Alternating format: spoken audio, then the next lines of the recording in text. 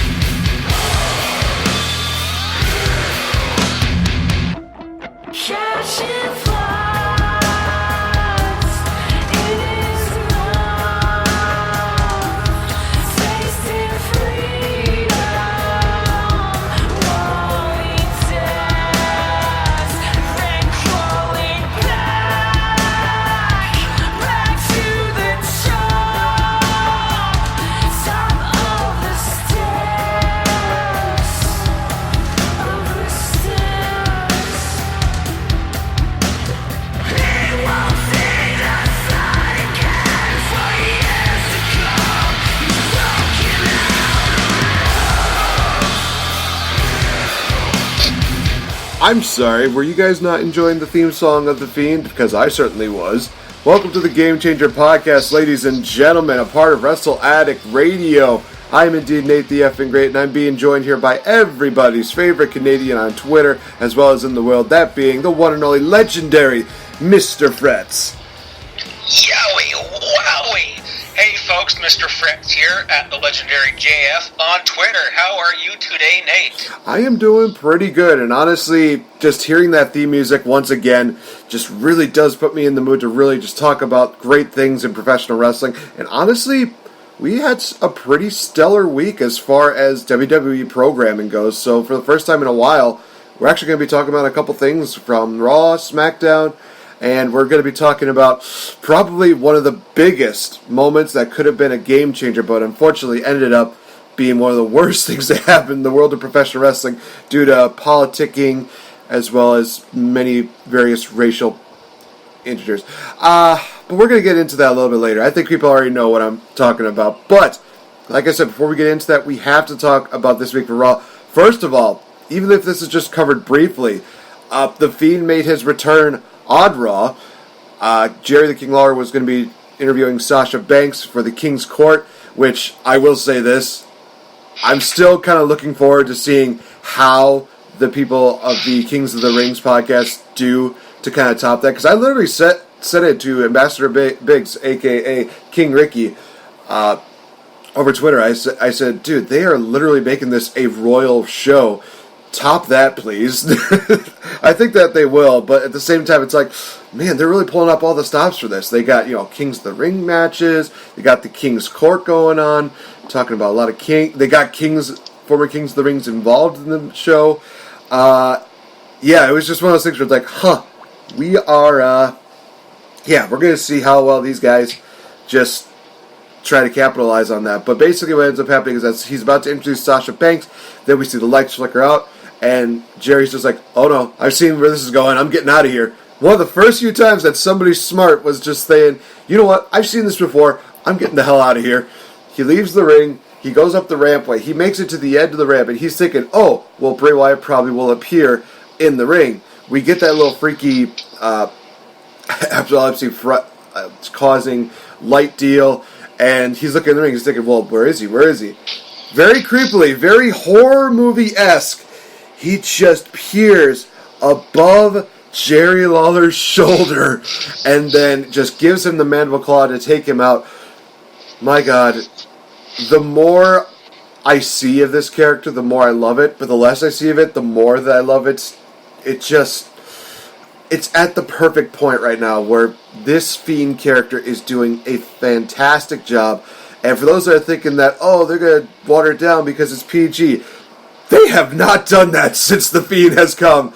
And I also want to mention this. One of my favorite videos to watch this past week was during the WWE Watch-Along, where they had a bunch of superstars backstage watching SummerSlam, and they're watching the Bray Wyatt entrance deal. A lot of people are talking. They're just like yapping and blah, blah, blah. And I was just like, oh, this is stupid. Johnny Gargano's face was everything we needed in life. He's just sitting there. He's just all like awe-inspired. He is just literally just left speechless. It is so entertaining. Definitely check that out.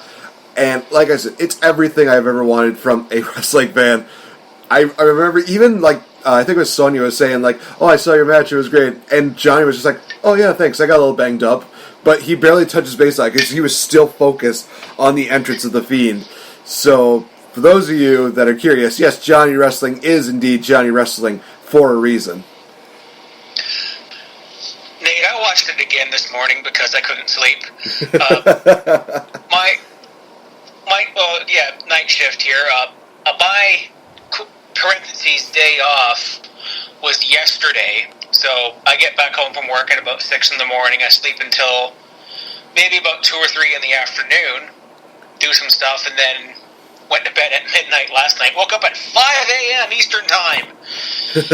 So I'm laying in bed just scrolling through YouTube. I'm like, okay, a couple game reviews. I'll get catch up on Wrestle Talk and What Culture. And I'm like, recommended viewing. It's like, Bray Wyatt entrance, 1080p. Yeah, why not? Whatever. Click. I can't get enough of this. And we've been saying it already before. It's like the fact that the gimmick is shrouded in mystery is entirely the point, and I think it's the best thing about it. And then there's been like this panic about, oh no, it's going to get watered down because PG, and then Bray Wyatt himself's like, yeah, no. And then it was like either Tom Savini or one of his other designers is like, oh yeah, the best is yet to come. I just can't tell you. I mean, you could pay me, but I'm not going to tell you a damn thing. So when and what that's going to be, like maybe Night of Champions, maybe Survivor Series. There was another, I forget, it was this random dirt sheet page that when you're scrolling through Twitter and you go, oh, what's this? Click. It's like The Fiend will win the Universal title and retire The Undertaker at WrestleMania 36. If that match is legit, somebody buy me a ticket and a plane ticket, because I'll go to that in a second. I honestly agree with you. I would probably be on that same deal as well. Oh my gosh. And just have Bray Wyatt go completely over and just holding that championship. And just WrestleMania just ends with just like him having the whole hand deal of doing the hurt heel deal. Or just, it ends with just the phrase, Yowie Wowie, graphic, end of show. Or along the lines of, let me in.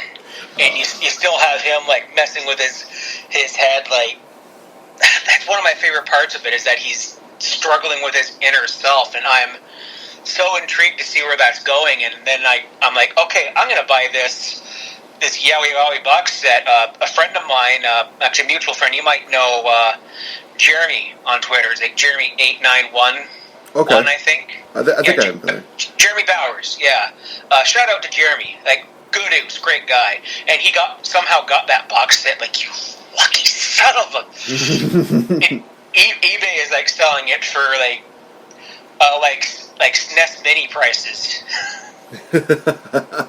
Well, people love to just buy stuff and then sell it on the internet. I mean...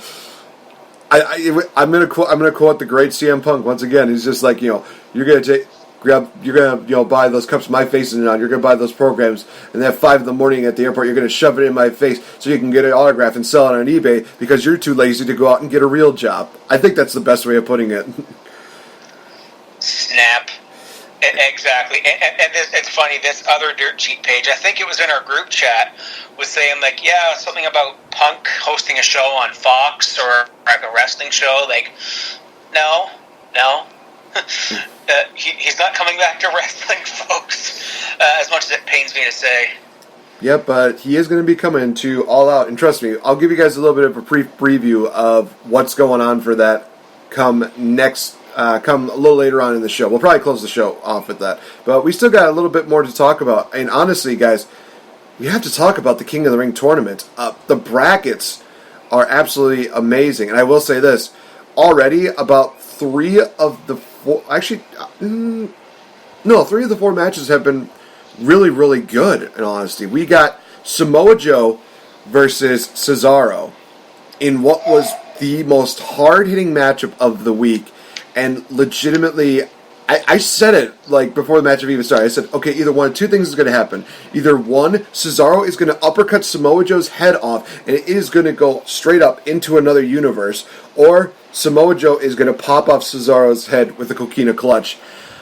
Almost my prediction came true, like, immediately as the show started, because literally they had Cesaro just run in, boom, uppercut Samoa Joe, 1-2, kick out. Legit. So far, that's like my favorite matchup, just Cesaro versus Samoa Joe. Absolutely amazing. In the end, though, Samoa Joe caught Cesaro, who was trying to go for like another springboard European uppercut, caught him with the coquina clutch. Cesaro taps out.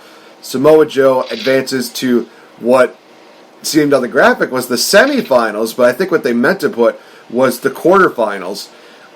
Either that or something's going to happen with the, I'm going to look up the bracket really quick. I'm on it right here, Nick. I have it right here too.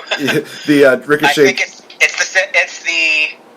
I think this is technically the qualifying round. It's the qualifying round to go into the quarterfinals.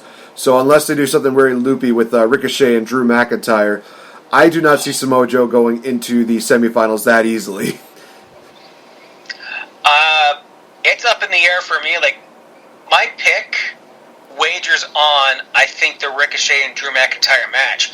My dream pick, I mean, I want Elias to win it. I desperately want Elias to, like, everybody knows he's my favorite guy in WWE right now. Like, King of Rock and Roll Elias, but they changed his theme and it sucks. No, I agree. I hate it too. I was one of the many people that were probably just like, what is this? I'd much rather him have that drift theme music that he had in NXT. That was great, but they made it a generic. We never heard it though, because he always started off with, ladies and gentlemen, Elias. Yeah, no, that's the crazy part, is that it always, if you were to pick up the VicTori, then you would hear his music, but before that, no, you would never hear it when he would go out to the ring. So, damn it. But we had Cedric Alexander defeating Sami Zayn, which kind of bummed me out because I was thinking to myself, damn it, I really wanted Sami Zayn versus Kevin Owens. But this also got solidified when we talk about Elias versus Kevin Owens, which I think started off as a pretty good matchup. But then they did the whole Shane McMahon going to be a special guest referee. Damn it. Hey, Elias wins. Damn it.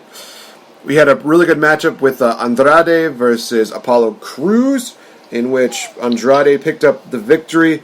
So, honestly, right now, these first few round matches, really good. Looking forward to them. So actually, let's go right into predictions for the next batch of qualifying rounds here. We have Chad Gable taking on Shelton Benjamin on SmackDown this week. With all these like shorty jokes and stuff like that, I really am hoping that Chad Gable wins this one because there's such a major part of me that wants to see Chad Gable versus Andrade. Oh God, give that to me right now, please. Yeah, I'm picking Chad Gable to win this one. Okay, so I'm picking Gable, but did you know that WWE just trademarked Shorty G? I did hear that. So stupid. If this is going to be Slam Master J territory, oh boy, yeah. If you remember Slam Master J, folks, hit me up because yeah, he was in Jesse and Festus, and he's the son. He's Terry Gordy's son, for God's sake. Yeah, Gable. That's going to be a hell of a match. Like, you got two amateur gods going up against each other, and I think they'll be able to tear the house down. And if we get Gable and Andrade, did you know that Rey is king in Spanish? Oh yeah. So what if they do like Rey Mysterio's retirement again when Dominic, or as I called him, Walter Jr. is gonna. There's gonna be something in there, like maybe he turns on him or there's a mask. But if Andrade wins King of the Ring, and if he calls himself something like Rey Andrade, like that's something that writes itself right there. Ooh, I never even thought of that. That's some really good booking right there. But of course, right now this is just fantasy booking. But if it does happen, I want this to be documented that you called it right here on the podcast. I can't take credit for that. I think that came from either Ollie or Matthew. Oh, okay. I'm still saying you take credit for that. But anyway, okay. We have Ali, Mustafa Ali, for those of you that are curious, taking on Buddy Murphy, who is coming off of a big victory this past week on SmackDown, defeating the new Daniel Bryan in a singles matchup. Oh my God, was that amazing? And I'm hoping that we see more of Buddy Murphy getting a bit more of a push. Oh gosh, for this one's a toss-up for me. But thankfully, you're going to be starting off this prediction deal. Who do you got, Ali or Murphy? Let's flip a coin. Heads, Buddy. Tails, Ali. All right. Oh shit! Wait. Heads. Heads, you're going. So, who was heads? I think you said Ali for heads, if I'm not mistaken. Okay, there it is. Prince Ali, Fabulous E, Ali Ababa. There it is. I am very surprised they didn't go with that gimmick, considering the 10 regular men. Oh my gosh. 1,000 bad guys with swords. Okay, this is going to turn into the Disney show, but this isn't the Movie Men podcast. Shout out Brady. Yes. Brady, you might know that he's an old friend of mine. We had mutual friends that went to the same college. So okay. I've known Brady for 10 years. He's a hell of a guy. He really is. And guys, definitely check out the podcast that I did with Pete and Brady recently. It was a lot of fun, and it definitely is something worth listening to. But getting back to this one, I'm going to choose Buddy Murphy to pick up the victory here, because there's a part of me that really wants to see Buddy Murphy versus Elias. Oh man. Just these two guys just kneeing each other in the head just screams beauty right here.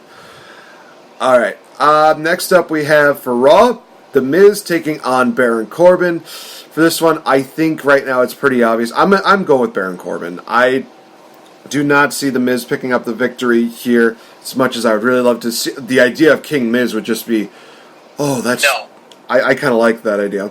I mean, I know you're not exactly on the Miz bandwagon, but I know so many people, including our good friend Agent Cooper, shout out to Max, would love to see the Miz be the king, but I see Baron Corbin picking up the victory here. Baron Corbin is my actual pick to win this whole thing. Really? King Corbin. Just imagine, his long list of accomplishments. He is a Golden Gloves boxer. He is a former United States champion. A former Money in the Bank loser. and Sobel Beach's favorite, I'm just saying my hometown, right. Sobel Beach's favorite son, and the king, and that bald head and that friggin' waiter's outfit with a king, that's just like, sometimes when you go to like those, it's like it would be Applebee's for you folks in the States, but you go to those places and you get the birthday song and someone brings out like a giant crown or a giant head thing. Like we have, good God, it's just escaping my head right now. It's part of the Kelsey's Applebee's kind of franchise. It'll come to me, but it's one of those restaurants and you get a giant moose head because Canada. Oh, okay. And it's like, hey, it's your birthday. Here's a giant moose head and a little free cake or something. But yeah, Baron Corbin, he's gonna wreck the Miz here. But I'm hearing a lot on Baron Corbin. I think my pick rides on we're going into Drew McIntyre and Ricochet. If Ricochet wins, Baron Corbin's King of the Ring. But if Drew McIntyre wins, I think he'll be the king. All right. So yeah, that kind of goes into the Drew McIntyre versus Ricochet deal. I really would love to see Ricochet become, King Ricochet. He was that on the independent scene. How great would it be to have that just transition into the WWE realm? But I've said this from the beginning. I honestly think that it is going to be Drew McIntyre that wins the entire thing. I'm looking forward to this matchup. If this is one of those matches where I'm not even going to be mad if Drew McIntyre loses. I would prefer him to win, but it's one of those things where it's like you got Prince Puma taking on Drew Galloway in a matchup that literally you probably could not put together any better unless you decide, we're just going to have this be a 3-minute matchup. No, let this go on for like 15 minutes like you've done with so many other matches. Let them just literally tear each other apart just to show how much they want to be King of the Ring. Let this be a thing. I don't even understand why this is not even the final matchup. I'm calling that a miscarriage of justice. But I'm looking forward to seeing these matches. Going with Drew McIntyre for right now. Like I said, if Ricochet wins, I'm okay with this. It's going to make me so happy. And plus, we get Ricochet versus Samoa Joe, and then we get Ricochet versus Baron Corbin at the end probably, because I do not see Cedric Alexander making it past the quarterfinals. Honestly, there's just so many great things that are going on for this. And honestly, you could not pick better people to be in the Kings of the Rings tournament. This is one of the few times where it's not like one of those things where back in the day you had, like Savio Vega or Goldust or something like that. These random people that are just thrown in there for no reason other than just to fill the spots. No, these people feel like they've actually earned their spots by being absolutely amazing in the ring. So, honestly, whoever wins this Kings of the Ring tournament, they've truly earned it. Did you know that Shane McMahon was in the King of the Ring qualifying match once? Let's just be thankful it was just a qualifying match, and he didn't win the King of the Ring tournament. Yeah, I think he got knocked out by, might have been China or something like that. But Yay! I wanted to go for Drew really badly because he's the guy. If it's not Elias, because I think Kevin Owens is going to screw Elias in the second round. It's Drew, and I can picture him just walking up to the podium to give his Austin 316 speech, but instead of doing anything, he just Claymore kicks the mannequin that the crown and the Roman scepter was on and just smashes the throne like Cody Rhodes. Oh my gosh. It's like, I'm not... Kids, I can't do an accent here, so I apologize, even though I think there's some Scottish way back in my family. It's like, I'm not going to do I'm not going to do a bloody king gimmick, you wanker. That was more... I don't know what that British. was. That was more British. It was a bit of weight Barrett. But who knows? I can't do accents. Sorry, oh my kids. gosh. I mean, it would kind of be like the whole deal with Triple H when he won King of the Ring, where every single time they put that, crown and cape on him, it would just be destroyed. And then finally Creative went to him backstage. It's like, you're not going to wear this stuff, are you? And Triple H is like, no, I'm really not. Like, they're basically trying to make him look like he's a king, but it's just like, yeah, no, that ain't happening. I do see something like that happening with Drew McIntyre, where he's just like, this stuff is all just like for show. I'm not going to do this for show. My actions in the ring are all I need to prove. And I defeated everybody in this match. And please, for the love of God, let this build up to a Universal title matchup in the very near future, because I want to see him hold that championship. It would just be amazing. I want this so badly right now. Okay, I'm good. But yeah, honestly, like we said, it was a pretty stellar week for Raw, and a pretty good. I will say this is one of the first few times where I was very pleased with Raw, even with the ending deal. I was just like, whoa, oh, okay, this is kind of cool. And I understand why. Although I will say this, we got new Raw Tag Team Champions in Braun and Seth, but I'm hoping they have a Cena Batista reign where it's just literally 1 week, boom, done. They lose them. I'm okay with this. And honestly, I will say this, that it feels like Seth is trying to play a heel more than a babyface, because he's basically trying to get Braun Strowman away from the fact that he wants a Universal title shot. He's just like, no, we gotta beat the Tag Team Champions, we gotta do this. And Braun's just like, I don't care, I'm going to win no matter what. And there's so many moments where Braun literally just scared the crap out of me. I think during the matchup, I literally was like, it's like, oh, geez, here we go. Here comes the end. Braun just comes out of nowhere. It's like, oh, shit. What? I forgot he was even in this. But I hated the SmackDown final deal where they just decide, hey, we're going to pull a doppelganger deal. It's like, you could have brought back Luke Harper. You could have done something very ingenious, and yet you chose, hey, let's just get a guy who kind of looks like Eric Rowan and dye his beard red, make him look like that. It's just one of those things where I'm like, all right, usually it takes a while for me to give up on a story. This is one of the times where I literally just said, F this story. I really hate it. I'd much rather it be Luke Harper. Yep, hashtag Facepalm Club. Here we go. There's a snapshot for the facepalm. It looks like one of the Highlanders, Robbie and Rory McAllister. Remember those guys? Oh, jeez, Louise. Yeah. And it's. I'm looking at that like Daniel Bryan is still trying to cover his tracks. Like, it's him, but he's just either in denial or he's masquerading this. Like, they're pushing this as long as they can, and if it's his long-term booking that takes us to Hell in the Cell, Roman and Bryan in Hell in the Cell, let's go. And as for the tag team champions, it's going to be a short deal, and I'm just still, I have to give major credit to Culture for this one too, but it's like Seth's whinging and moaning. He's sounding more and more like Gruntilda from Banjo and Kazooie. Like,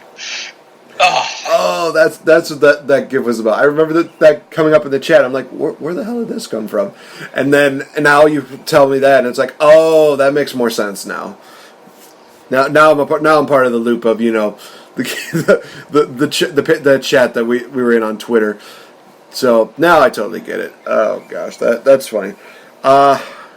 Honestly, I think the only thing that I probably did not like from this week was the whole Sasha Banks deal. I get it, she's trying to be a heel, but I think she's getting heat in the wrong way. First of all, she had that weird sit-down interview where it was doing the side-by-side screen deal, which a lot of people hate, but there's some people like, oh no, it's still okay. It's like, no, it's stupid. It's really stupid. Where basically Sasha talks about her blue hair and everybody's commenting on them, blah, blah, blah. And then she just does this deal where Michael Cole asks, nobody's really talking about your hair. They want to know why you did that. And we really would like an answer. And she just says, you're welcome. Boom, done. It's like, okay. And then we get the line that really pissed me off. Because not since the whole Eddie Guerrero deal did I get more pissed off at a character or more pissed off at a person. Here is the quote from Sasha Banks. Go to hell, Natty, and tell Daddy that I said hi. Yeah, that sounds really familiar, and that just sounds like another thing that I really do not need. I get it, you're trying to make her a heel. There are other ways. Maybe call her an embarrassment to the family. That at least would work. Maybe say that, she's not good as she used to. She's not as good as she used to, or something like that. call her a laughingstock, something like that. Something that makes her feel like a heel. Don't bring family into this. Especially not one that has passed on. That's not cool. That's one of those things that rubs me the wrong way. And some people will say, like, no, it makes for compelling TV. Yeah, you're right. But when they bring real life shit into it, it pisses me off. It really does. I mean, so many people could say that, well, you wouldn't be complaining if somebody in Game of Thrones was talking about their parents. Like, it's a fictional thing! They're bringing reality into this! There's no way of escaping it now.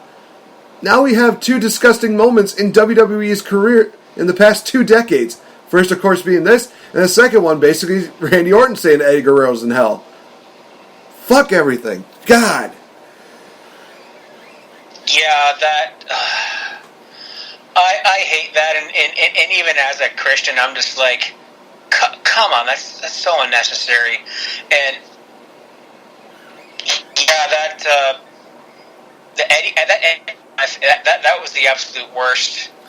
Like, I'm surprised they went there. I mean, to me, it's like all this stuff, and then that was almost as offensive as HBK tagging with God at Backlash 06. I tuned out for like a month after that. Like, I'm just like, fuck that sacrilegious bullshit. I'm not getting into theology talk here, but this is, it's the wrong kind of heat.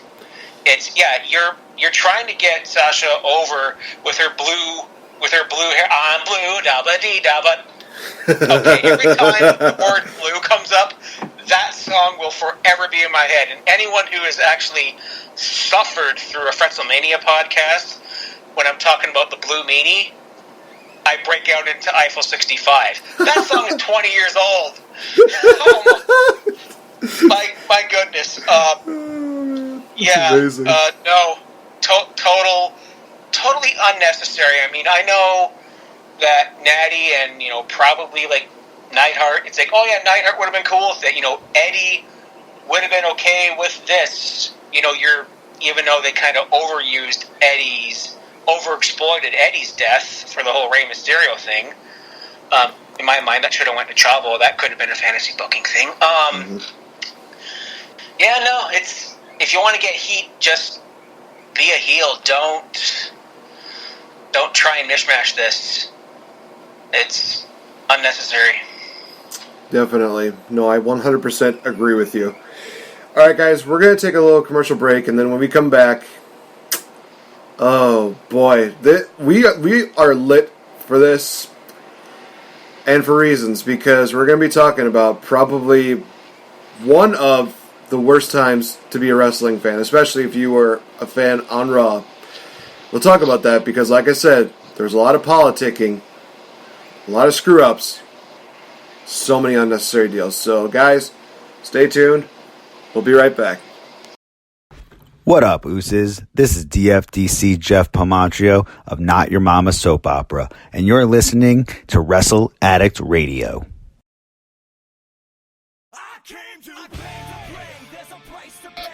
Hey guys, this is NateFNGreat. Hey, have you ever wanted to be a champion but can't seem to really find the money and the time to get a championship belt? Well, you know who's a really good friend of mine? AJ from AJsBelts.com. These guys have a large assortment of championship belts, from classic belts to the modern day belts to championship belts that you would not even believe. And guys, like I said, they work with you very well. With an awesome layaway program, there is no way that you can beat these guys' prices as well as these guys' deals, especially when you can give them a little bit of money every now and then until you can get that championship gold. Coming from a guy who's a champion and a game changer, I'm indeed NateFNGreat. I'm representing AJsBelts.com, proud friends of the Game Changer Podcast.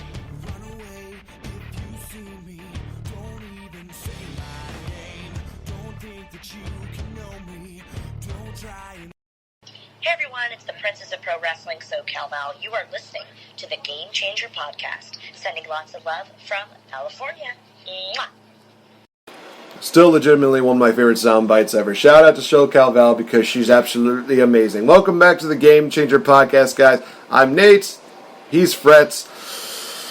Oh boy. So, when I brought up this idea, I was kind of interested in seeing what my co-host was generally feeling about this. And literally, the first thing I think you said to me was that you had so much to rant about this. So before we get too much into the ranting deal, we're going to be talking about the Reign of Terror. Now, what exactly was the Reign of Terror that people might be curious about? Well, from late 2002 to early 2005, Triple H was the guy. Was he a good guy? Nope. He was the heel. How much of a heel? He was the world champion for a good majority of that. And I actually want to bring this number into this. I did the math. 616 days. So, in that basically 3-year tenure, we had about 1.6 of that entire deal. So about a year and a half of that entire deal was Triple H as the world champion. Back when we had the World Heavyweight Championship. Remember that championship? Oh yeah, the beautiful one that apparently WWE just doesn't want to really acknowledge too much right now? Yeah, I know, right? They want to just make their own stuff. So literally, it was just a moment where Triple H was just squashing people left and right as the world champion. The list goes from Rob Van Dam to Kane to HBK, Goldberg, Scott Steiner, Kevin Nash, most notably Booker T, Randy Orton, before finally succumbing to the beast known as Batista. Thank you, Batista, for saving us. Yeah, I think honestly that's the best way to sum it up. So, Mr. Fretz, I know you have a lot to say about this, so by all means, my good sir, the floor is yours. Oh boy, he's opening up a cold one. Mance, put the kids to bed. 5, 4, 3, 2, 1. Fuck Triple H. This is why I never liked him. I don't like him now. I like him as NXT dad, NXT head honcho. As a wrestler, no. I mean, I think I did some of the math here. So from September 02 until March 04, that's, I don't know, something like 18, 19 months. He was champ for 12 of them. 12 out of 21 months, which is roughly 58% of that time. Now, it started off poorly. I mean, Brock Lesnar gets drafted to SmackDown as the WWE champion.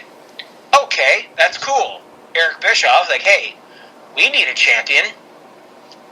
All right, let's have a tournament awards title of Triple H. Well, okay. You could have had a I don't know. If they did a tournament or a battle royal or something like? It was just, and then RVD gets handed the belt. Unforgiven 02. Not a bad show. This was the show that also involved Billy. I think it was Billy and Chuck versus 3 Minute Warning. This was just after their commitment ceremony and the whole fake wedding and. Eric Bischoff as the priest, did I just say 3 minutes? Honestly, one of the greatest things to happen on SmackDown, I'm not going to lie. And then Rikishi comes out as Hildegard. That's right. I mean, in 2019 eyes, that is very offensive, but yeah. So... I didn't like Triple H previous to this anyways as the game. His brief stint in DX. Hey, okay, cool, I was Team DX, but this is what this was why. I mean, okay, your first feud with RVD, yeah, you're not going to have a short reign, that's fine. The Kane feud, we all know what was in this, right? Katie, Vic, anybody?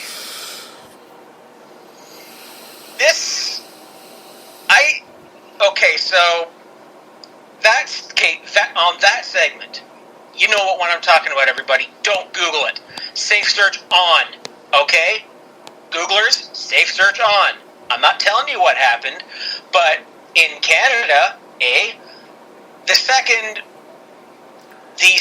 a potential stimulation took place, the screen cut to black, and the broadcast just about ended.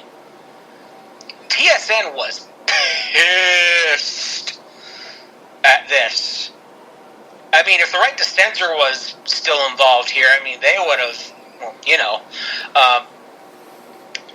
and it made Kane look like a chump. It made him look like an absolute joke.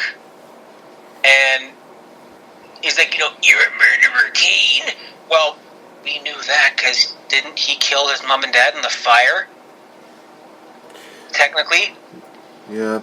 In storyline, that was what it was. And can we also mention the fact that, to make matters worse, they brought in the Intercontinental title, which had very little relevance in this entire storyline, and then they just decide, oh, well, the title's now deactivated.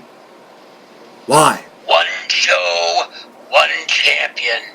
I don't know whose impression that was supposed to be, but hey, Bischoff's like, one show, one champion, and then 8 months later, Stone Cold's like, well, by God, kid, we gotta have the Intercontinental title back on Raw.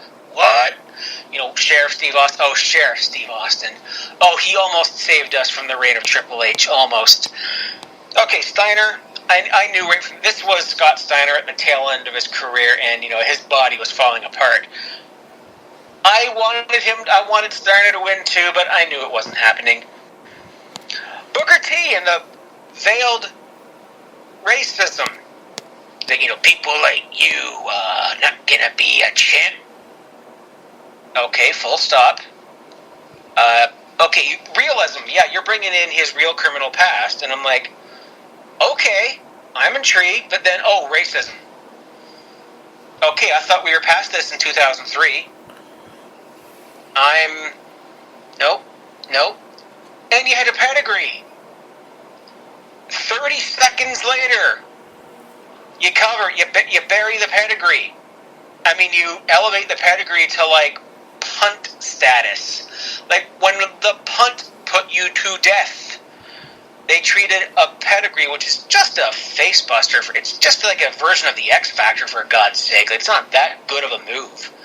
Although my friends used to try and put it on me, and it hurt like a bitch, because, you fall on your face. Or you try and take the cane, look at every time Kane or a big fella takes the pedigree. He takes the bump on his knee. Oh, yeah. Yeah, I do remember that. Yeah, OSW makes a joke of it. It's just okay, Kane, you're going to take the pedigree bump. I'm fucking not. I'm going to take it on my knee, okay? What did we have after that? Hey, the return of Kevin Nash. There was a favorite of mine when I was, too sweet. I loved Big Daddy Cool when I was 11 years old. His reign as champion, questionable at best, but hey, he was cool. And his return was literally out of nowhere. And I remember there was a Monday Night Raw. Evolution was having a beat down on HBK and someone, and you hear the out comes Nash. Huge pop.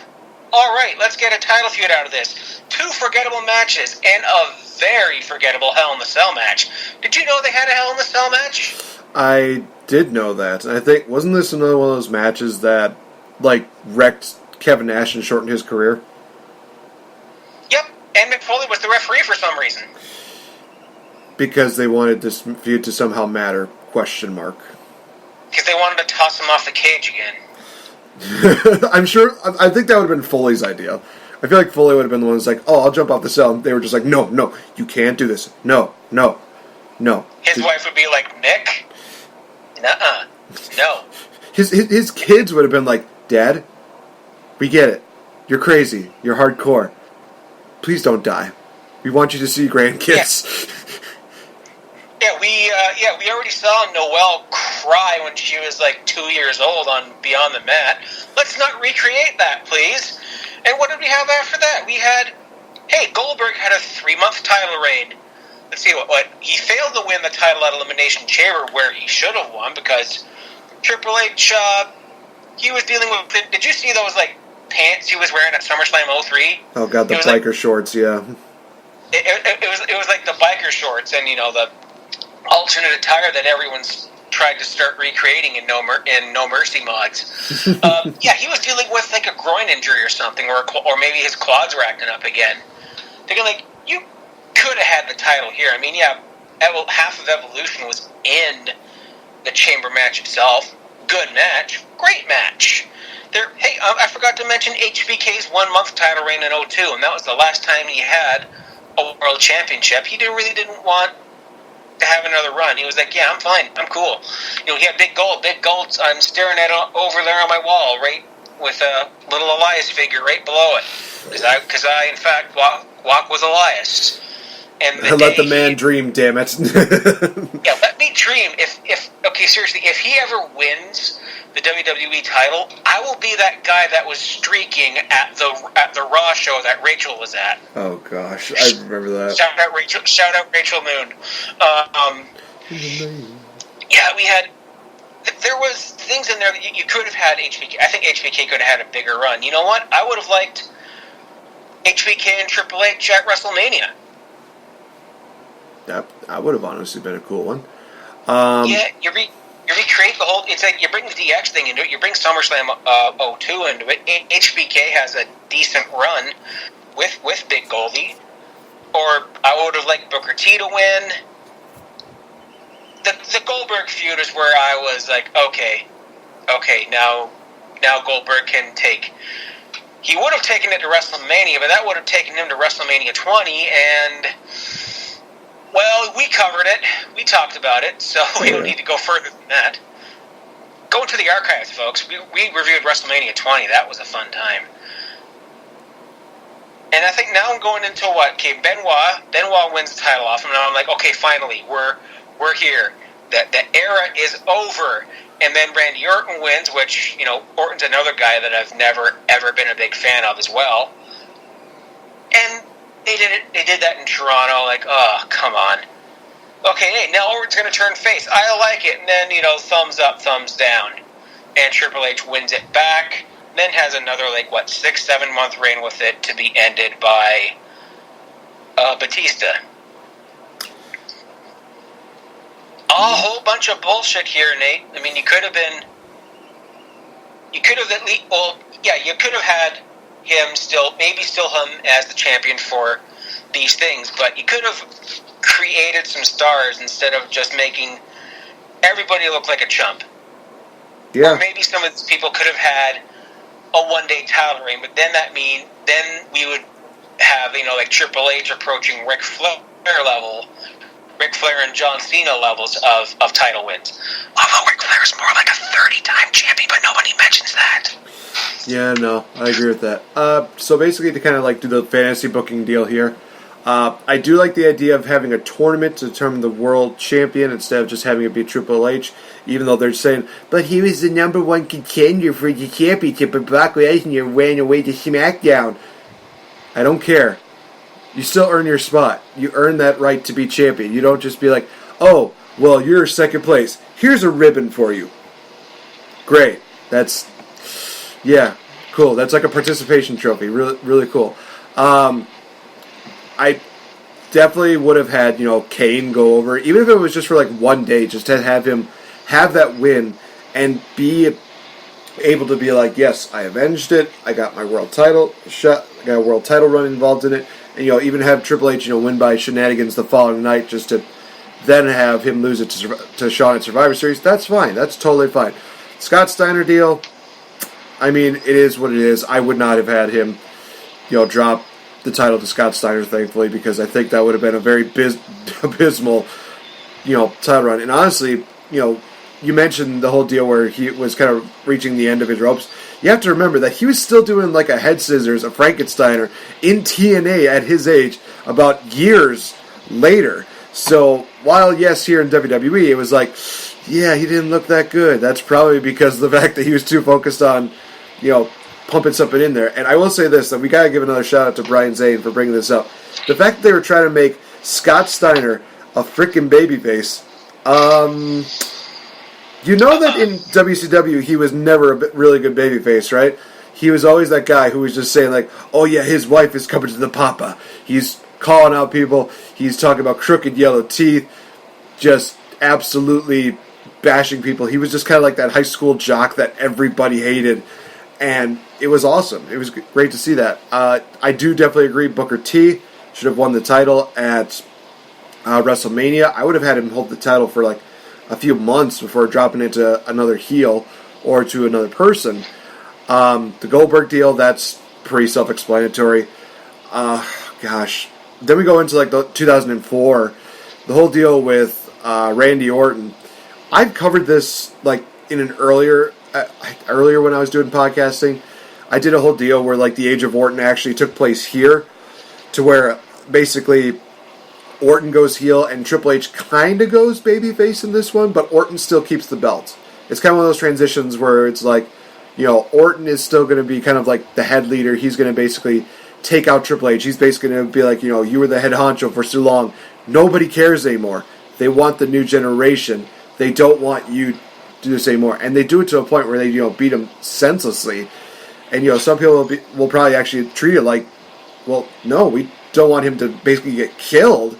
We just want him out of the title picture, to where, we would have, Randy Orton still dominate the title picture. I've talked about incorporating people like Shelton Benjamin, Maven, maybe even bringing some of the classics like, Jericho, Benoit, Edge, building those people around that title run. But I would still keep it so we're at WrestleMania, Batista wins the title at that point. But I would also add a little bit of a factor here, having Triple H be the guest referee for that matchup. And honestly, you could still have the Triple H and Batista feud down the road, and you could try to have, Triple H try to pedigree Batista, and Batista just, hits him with the Batista bomb, and Batista still has that great moment of him celebrating with the title, fireworks going off, stuff like that. Make Batista that believable character, and it would work. And honestly, I think that would be great to have, Randy Orton then move on to SmackDown, continue his heel deal, then probably even feud with The Undertaker during that entire deal. But some people might be like, well, who could face The Undertaker at WrestleMania 21? I mean, there were a couple of possibilities there. Possibly, oh gosh. Muhammad Hassan, was he there in 04? No, WrestleMania 20? No, he was next year. He was WrestleMania. Well, we're talking WrestleMania 21. Yeah, Muhammad Hassan. I mean, honestly, it could be like a streak versus streak deal. We could build that up a bit. And, I mean, they were going to eventually build him up to be the world champion later on down the line. I don't think a loss at WrestleMania is going to hurt him, honestly. I think that it's going to be a situation where he can still build up. And honestly, here's the thing about it. I could probably even see them doing kind of like what they did at WrestleMania 9, to where it's like, oh, Undertaker's going to beat him. He goes for the win, but Daivari gets involved. He hits a low blow. Undertaker still gets the victory by DQ, but it still kind of builds up the storyline there, because then that way when Hassan gets drafted over, who's the first person that wants Hassan? The Undertaker. Build that into the Great American Bash deal, although minus the whole deal where real life unfortunately got involved with that. We're just, no. Definitely don't do that. But yeah, there's so much potential that they could have done with the Reign of Terror deal. And the reason, again, why we call it the Reign of Terror is because there were so many moments where Triple H was just politicking his way through this, where he's like, I gotta be the one that's got the belt. Oh, you're gonna be building me up for somebody else to beat you for it? Yeah, that's the reason why. Instead, he probably just wants that belt literally like right next to his bed before he found something better that was going to be next. It feels like this is an early version. I'm making this into like a parody of like Triple H and the world title in that tear is like Rockstar Spud with the 24/7 title right now, where it's literally like that's all he cares about. He wants the championship, and then it's like, I'm worth something. I could be the man. Although in this case, with Rockstar Spud, we're so root for him because he's an awesome dude. He's highly entertaining. We want him to consummate the marriage. Not to the point where it's a live sex celebration, but just literally a situation where it could be like even an Instagram post where we just see, him and his wife, they just finished consummating the marriage, and it's just one of the things where Rockstar Spud, he's got the belt high above his head, and his wife is just holding him with like a very sensual kind of smile. Be like, I'm the champion in life as well as in wrestling. And he just drops the title to like R-Truth or something like that. He's just like, I found something better than this championship. And it's like, Rockstar Spud, you are amazing. never change. I want to see this final result. I want him to be champion again, to consummate the marriage. I want to see this final result. I know we're going into a completely different direction, but again, it still feels like that kind of deal where it's like, well, Triple H probably had that world title literally next to his bed before, Stephanie came along, because in 2003, I think it was like the week of No Mercy, if I'm not mistaken, that year, where they had, where Triple H and Stephanie got married. And I know this because here's a funny story that a lot of people might not know. Vince McMahon wanted to write Stephanie off of TV, and instead of just having him, just fire Stephanie and stuff like that, he wanted to have a match with Stephanie. And I quit matchup at No Mercy 2003. And let's just say this. Laundry list of people who were pissed off about this idea. Let's see here. Linda, Shane, Triple H, Mr. Fretz. Freaking everybody was pissed off about this idea. And I think Linda had a really good comment where she just says, if you put one mark on her, I will never speak to you again. And it was just one of those words. It's like, yep, that I would have that reaction too. And Shane and Triple H even said, like, can you just imagine her, like, showing up in the wedding photos? She's got either like a black eye, missing tooth, something like that. Thankfully, that matchup did not have Stephanie McMahon have that kind of deal. Although, if I saw a wedding photo and she had like a mark under her neck, I can understand why, because Vince basically tried to strangle her with a lead pipe because, best for business, quote unquote. God, what is wrong with Vince McMahon? Even nowadays, some people are saying like nowadays he's kind of messed up in the head. You have to remember that this is the guy who dropped the N-bomb in 2005 in front of 2 African Americans, one of which he screwed over at WrestleMania 19. This is a guy who thought, hey, let's have an incest program with my own daughter. Ew. Yes, you heard that right. I was thinking at that point in time, bro. Oh, that almost came up. Oh. Fretz mentioned it before. The whole deal with battling God, because somehow that's entertaining, even though people are like, yeah, you're an idiot. This is not entertaining. This is just stupid. I mean, we can only have the whole deal, that's only a fictional deal. That should not be brought into a reality-based deal. That could happen on Game of Thrones. People would not be pissed off about it. And it wouldn't be, God. It would be a God. Something like that. It'd be something more like, okay, we could see this happening. Instead of, no, I'm battling God, and I'm going to be using my dragons, and blah, blah, blah. It's like, no, they wouldn't do that. They're not that stupid. And everybody knows that God is Morgan Freeman, right? That is true. I mean, you got 2 movies to prove that. Good news. Very true. This is also very true. I liked Evan Almighty. Unpopular opinion. I liked it because almost any Steve Carell in it I'll watch, except Dad in real life. I wasted 2 hours of that bullshit. Oh my gosh. Now, I also do kind of want Steve Carell to just show up in WWE as Michael or as Michael Scott, the GM. Oh my gosh. Why did we get that for a guest general manager? God dang it. That would be amazing. Oh my god, yes. He brings in Dwight, Jim, and Pam. Oh my gosh, come on. Just, oh geez, there's so much that they could have done for that. I could just see him doing like the awkward like fist bump to like a Zack Ryder or something else like that.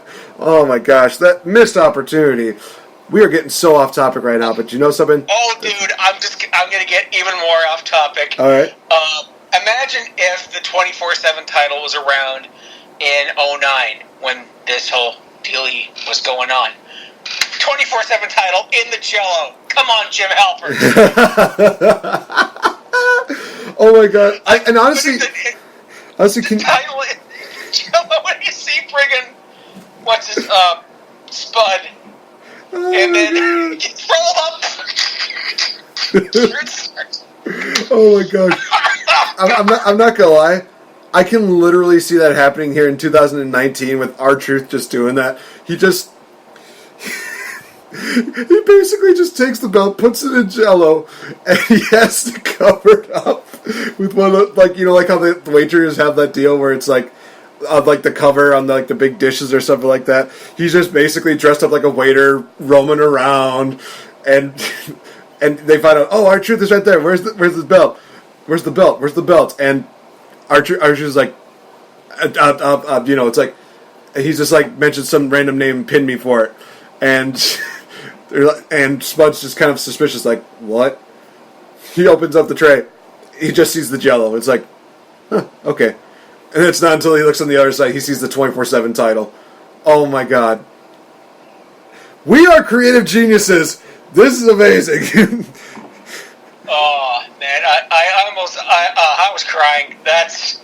I'm gonna rewatch The Office now. Shout out to Christina. She always tweets about watching The Office, and I'm gonna do that while I'm having my afternoon nap before work tonight. Oh yes, classic. Yes, Office. That show got me through college, man. Good times. My gosh. Office Jello time. Oh my gosh. All right.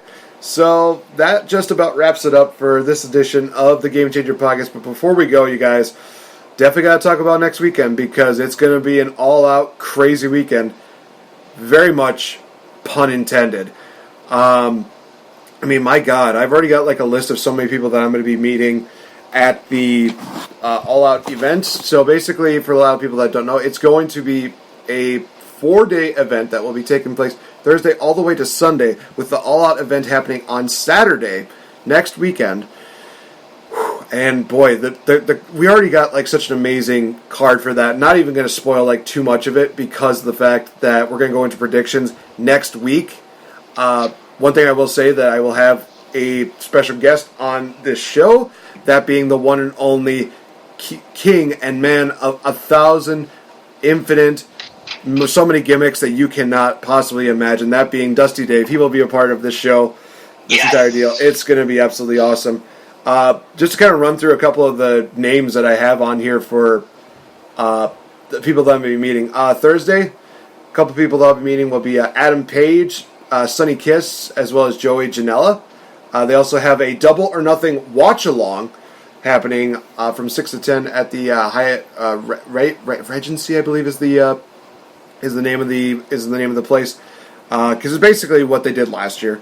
They also have another like watch along deal that happens for the all out pay-per-view that happens on that Saturday. On Friday, a couple people I'll mention on here again. I got my ticket to see SCU. One person I'm excited to meet is Sammy Guevara. Some people might remember him from Lucha Underground. This is a guy I'm just really like, yes, I'm looking forward to seeing this guy. Did get a nice ticket for the one and only voice of wrestling, JR. Dude! It's awesome. There was a chance to do like a combo, but it's like, I really love JR. I'm sorry, no disrespect to the king, but JR's my boy. JR's the man. Also got to mention Sting will also be on my list here.